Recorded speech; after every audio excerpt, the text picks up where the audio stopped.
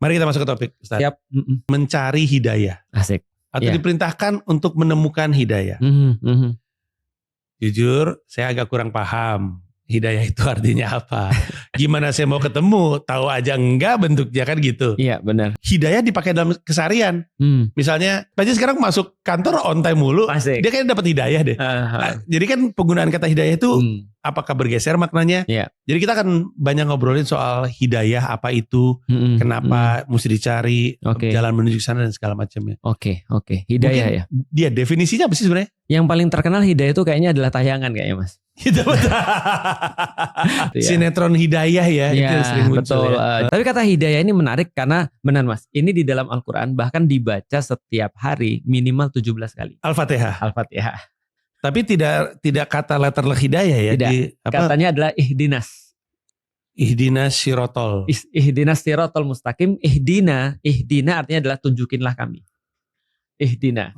Nah, asal kata hidayah adalah hada. Hada artinya menunjuki. Hidayatan artinya adalah petunjuk. Berarti hidayah artinya adalah petunjuk. Nah berarti kalau misalnya kalau Mas pernah dengar kata hadi misalnya. Hadi misalnya hadi siapa gitu misalnya. Hadi artinya adalah orang yang memberikan petunjuk. Oh gitu. Nah jadi hadi adalah orangnya. Hada adalah aktivitasnya. Hidayah adalah kata bendanya ya, petunjuknya berarti. Gitu. Asih.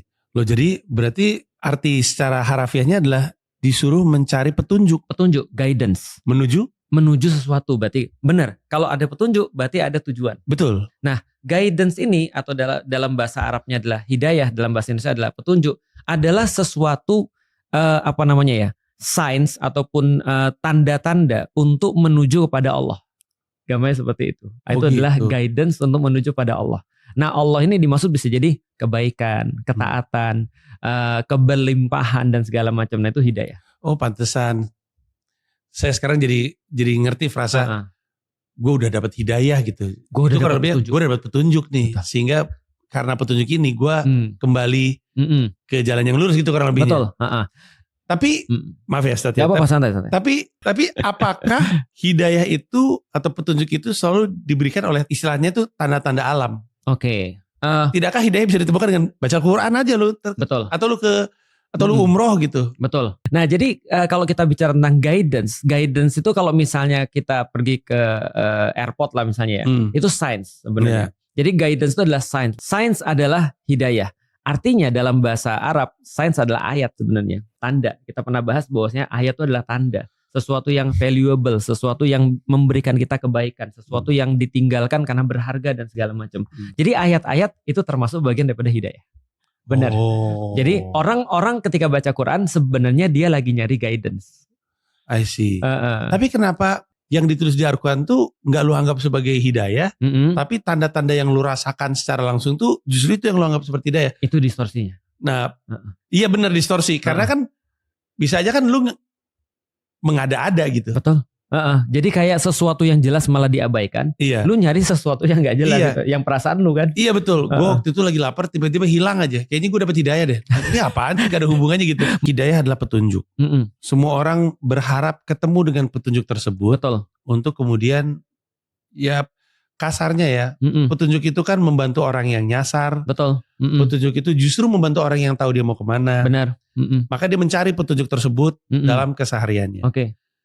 Tapi kan kita pun di airport pun atau di mall pun petunjuk kita bisa dapat dari orang, bisa dapat dari tulisan. Benar. Sebenarnya seharusnya mencari petunjuk yang paling dipercaya dan paling benar kemana? Oke, ini pertanyaan bagus banget. Nah gini, pertama aku pengen kasih tahu dulu, banyak orang salah dan dia mengatakan bahwasanya dia menunggu hidayah. Sering banget kan Mas dengar itu ya. Sering dengar itu. Kapan sholat? Lagi nunggu hidayah. Iya. Kapan nutup aurat? Masih belum dapat hidayah. Iya. Gitu kan ya. Nah, jadi kayak gitu-gitu kan ya. Jadi hidayah ini seringkali disalahin terhadap orang-orang yang belum bisa untuk melakukan sesuatu yang seharusnya dia tahu itu harus dia lakukan. Yang menarik adalah sebenarnya menurutku hidayah itu sudah sampai ke kita. Sebenarnya. Nih coba lihat ya. Di dalam Al-Quran kata-kata hidayah itu setidaknya kalau kita kumpulin semua kata-kata hada, yahdi, hidayatan dan seterusnya. Misalnya seperti kata di dalam suratul Fatihah, ihdinas tadi, itu salah satu kata turunan dari hidayah. Nah kalau kita kumpulkan minimal dia bisa kita klasifikasikan menjadi 3. Satu namanya adalah hidayah dalam bentuk akal. Jadi akal itu di dalam Al-Quran dikatakan hidayah. Wow. Akalnya doang itu hidayah. Berarti setiap manusia yang punya akal dia dapat hidayah. Karena misalnya Al-Quran mengatakan wahadainahu najdain, dan kami tunjukkan pada mereka dengan akal itu mereka bisa memilih 2 jalan. Ada jalan yang buruk, ada jalan yang baik. Semua itu bisa dibedakan dengan akal. Meskipun dia tidak ada agama, Mas. Meskipun ya. Kan nggak mungkin ketika nggak ada agama kita bunuh orang tiap hari kan, Mas. Nggak mungkin ketika kita nggak ada agama kita ngeliat ada orang nangis kita nggak tersentuh hatinya. Berarti dia dengan akalnya dia bisa berpikir setidaknya mana hal yang baik, mana hal yang buruk setidaknya. Nah Allah katakan wahadainahu najdain, akal adalah bagian daripada hidayah. Kami hidayahkan kalian dengan akal itu 2 jalan. Jalan yang baik dan jalan yang buruk, kan gitu kan ya. Yang kedua klasifikasinya adalah hidayah dalam bentuk apa yang diturunkan oleh Allah. Sains yang Allah turunkan, yaitu adalah Al-Quran dan kitab-kitab sebelumnya. Nah, itu adalah hidayah. Misalnya Allah sampaikan bahwasanya huwaladzi anzalal Quran misalnya adalah huwaladzi anzala rasulahu bil huda wa dinil haq. Adalah Allah yang terus kemudian menurunkan Al-Quran, yaitu adalah al-huda. Al-huda artinya hidayah, yaitu adalah Al-Quran dan dengan agama yang benar dan Rasulnya. Artinya Al-Quran ini adalah bagian daripada hidayah juga. Nah yang ketiga, yang sering diartikan oleh orang Indonesia sebagai belum dapat hidayah tadi, namanya hidayatul taufik. Hidayatul taufik ini adalah semacam kayak persetujuan Allah, ACC Allah ketika akal, hidayah yang pertama itu bisa terus kemudian memahami hidayah yang kedua dalam bentuk apa yang diturunkan oleh Allah. Nah maka Allah kasih ACC, oke, aku ACC kamu ikut ini.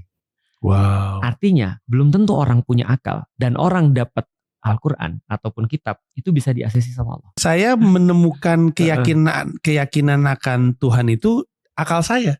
Iya, betul. Jadi akal saya, logika saya bilang ini mah pasti ada Allah ini. Benar. Saya punya keyakinan Allah Subhanahu wa taala ada di balik semua misteri sains yang tidak akan pernah terungkap. Oke. Sampai sekarang sains tuh nggak tahu apa yang memicu Big Bang. Iya, benar.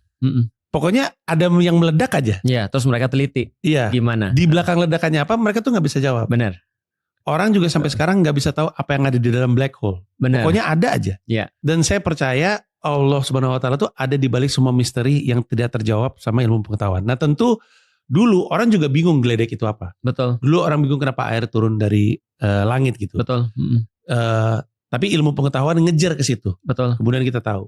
Yang berarti bisa aja suatu hari kita tahu black hole isinya apa. Benar. Tapi saya cukup yakin kalaupun kita bisa tahu black hole isinya apa, masih ada misteri lagi di balik penemuan itu yang kita gak ketemu. Benar.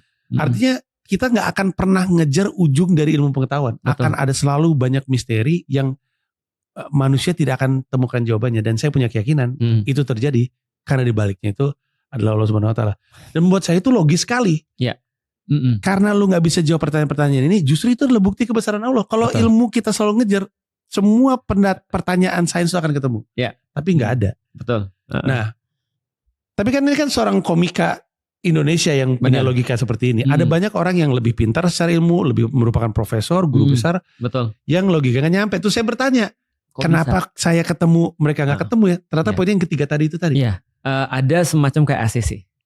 ACC daripada Allah, oke kamu mikir, kamu dapat. Jadi nggak semua orang yang mikir itu dapat hidayah. Berarti berkah banget untuk ketemu hidayahnya. Betul. Bapakku tuh pintar, Mas. Dan aku berhutang pada bapakku atas pemikiran-pemikiran kritis yang aku punya. Terlepas mungkin aku tidak cocok dengan cara dia membesarkan aku ketika dulu misalnya. Tapi aku berhutang ketika dia punya pemikiran kritis. Hasil daripada itu aku ketemu Islam. Tapi ketika aku ketemu Islam, aku kasih kepada bapakku nih misalnya, dia belum untuk dapat hidayah. Nah ini terjadi juga pada pamannya Rasulullah. Walaupun aku nggak berharap bapakku kayak pamannya Rasulullah ya. Ketika terus kemudian pamannya Rasulullah itu wafat tanpa beriman pada Rasulullah, Mas, itu Rasul bayangin sedihnya kayak apa. Nah maka ketika Rasul sedih banget itu, Allah nurunin satu ayat yang benar-benar ngajarin kita tentang hidayah. Allah turunkan ayat, tercatat di dalam Al-Quran, ayat ini berfungsi 2, hiburan dan teguran pada Rasulullah.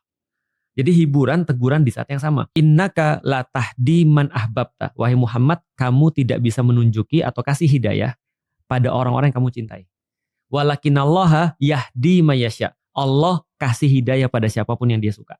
Yang terakhir, wahuwa a'lamu bil muhtadin. Dan Allah lebih tahu siapa yang layak dapat hidayah. Itu hiburannya adalah Muhammad, you do nothing wrong. Kamu nggak berbuat sesuatu yang salah. Ini bukan kegagalan kamu untuk nganterin hidayah pada orang. Walaupun orang itu kamu cinta. Tapi teguran pada Rasulullah adalah, Muhammad, kamu jangan kira ini adalah tugasmu.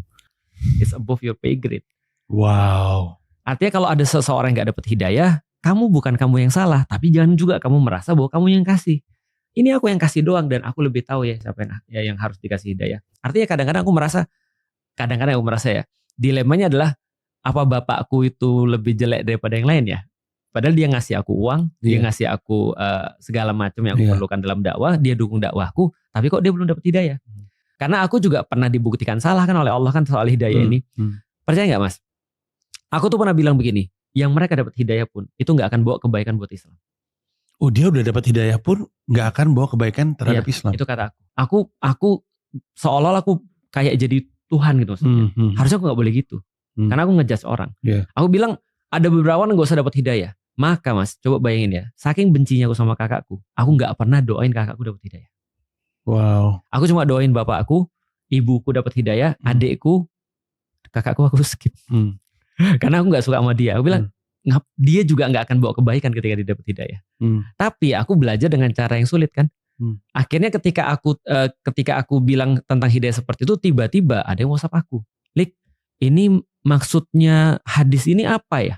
Aku bilang siapa nih Felix gitu, lak-lik aja.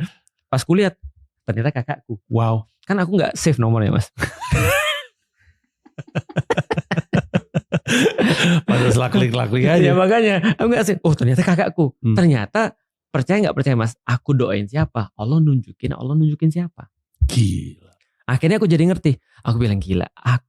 Ketika dia syahadat sama Ustadz Adi, aku nangis. Aku bukan nangis karena aku terharu sih. Aku nangis karena Allah ngajarin aku dengan cara yang sulit. Gobloknya aku ya. Seolah-olah Allah pengen bilang gini, kamu ngerasa kamu lebih tahu daripada aku. Kamu pengennya apa, tapi aku pengennya itu, terus kamu mau apa? Kan kamu nggak tahu isi hati orang seperti apa kan? Maksudnya jadi selama ini aku pikir bahwasanya aku kayak memperkenalkan orang Islam atau ngasih hidayah, atau bukan ngasih lah. Aku kayak memberikan hidayah itu ke orang atau ngenalin hidayah itu ke orang. Tapi sebenarnya aku bukan ngenalin hidayah Mas, aku jadi penghalang hidayah orang sebenarnya. Karena kan coba kalau aku fair sama kakakku, mungkin dari dulu dia sudah masuk Islam. Atau aku fair sama orang-orang yang lain, aku judge gitu misalnya. Dia kayaknya nggak selamat deh. Atau misalnya kayaknya ini yang bakal selamat deh. Ini kan judgementnya manusia. Nah artinya kalau kita pikir inilah belajar yang sulit tentang ACC-nya Allah itu tadi tuh. Wow. Nah, itu tuh. Al-Quran itu isinya 3 ya, kisah, terus hukum sama satu lagi apa ya? Iya, karena tapi Mas belum tahu apapun tentang Al-Baqarah.